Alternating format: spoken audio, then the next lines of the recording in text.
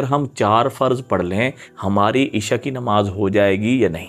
हो तो जाएगी, लेकिन कमी रहेगी कि जो 3 वितर वाजिब हैं उनकी कमी रहेगी, जो 2 सुन्नतें मुअक्कदा हैं उनकी कमी रहेगी। अब इस तरह कमी के साथ आपके फ़र्ज़ तो अदा हो जाएंगे, लेकिन जो वाजिब का जो तर्क है, जो वाजिब आपने छोड़ा है, उसकी कमी, उसका गुनाह आपके ज़िम्मे बाकी रहेगा। अच्छा, फ़र्ज़ और वाजिब का क्या फ़र्क है? देखें, फ़र्ज़, ये वाजिब और फ़र्ज़ ये दोनों एक दूसरे के बहन भाई हैं, ये दोनों एक के हुक्म में ही हैं। गोया कि वो जो 3 वाजिब हैं वो भी फ़र्ज़ के दर्जे में हैं। क्यों?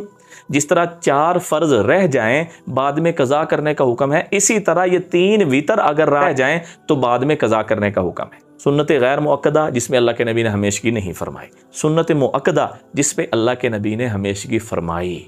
अगर हमेशा उसके छोड़ने की आदत बनाएंगे तो हो सकता है कल क़यामत के दिन अल्लाह के नबी की शिफाअत से महरूम हो जाएं।